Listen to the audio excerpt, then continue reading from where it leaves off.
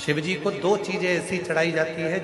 जब व्यक्ति की ग्रह दशा बेकार चलती है, जब व्यक्ति को यश नहीं मिलता है, जब व्यक्ति को सम्मान नहीं मिलता है, व्यक्ति एक ही जगह अटक कर रह जाता है, उसको सफलता नहीं मिलती है, जब व्यक्ति को बार बार अपयश मिलता है, जब व्यक्ति को बार बार टेंशन आता है, वो डिप्रेशन में पड़ा रहता है, चिंता में पड़ा रहता है, तो शिव जी को केवल दो चीजें ऐसी चढ़ती है जो हमारे भीतर के क्लेशों को, अशांति को,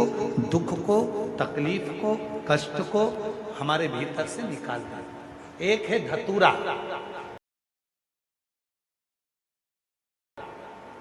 और दूसरे नंबर पर है समी का पत्र और दूसरे नंबर पर समी का पत्र। ये जो समी का पत्र होता है, शमी का जो पत्ता होता है, इस पत्र में इतनी प्रबलता होती है शमी के अंदर कि जैसे कहते हैं शमी की जो लकड़ी होती है अगर वो आगी में डाली जाती है तो वो शमी की लकड़ी आगी में लंबे समय तक चलती है, उसकी आग बुझती नहीं है, सारी लकड़ियों की आग जल्दी बुझ जाती है, पर शमी की लकड़ी की आग लंबे समय तक चलती है। उसी तरह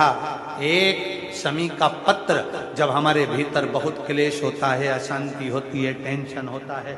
डिप्रेशन होता है, जब मन में अशांति होती है, चिंता होती है, व्याधि आती हैं, तो एक शमी का पत्र जब हम भगवान देवाधिदेव महादेव को समर्पित करना चालू कर देते हैं तो हमारे भीतर की जो भी तकलीफें हैं, कष्ट हैं, बीमारियां हैं, रोग है, ये सब धीरे धीरे कटना प्रारंभ हो जाता है। एक शमी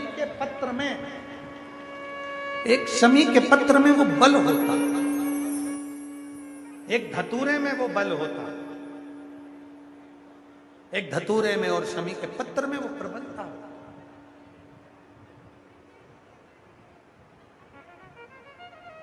धतूरे को भी तीन तरह से चढ़ाया जाता है।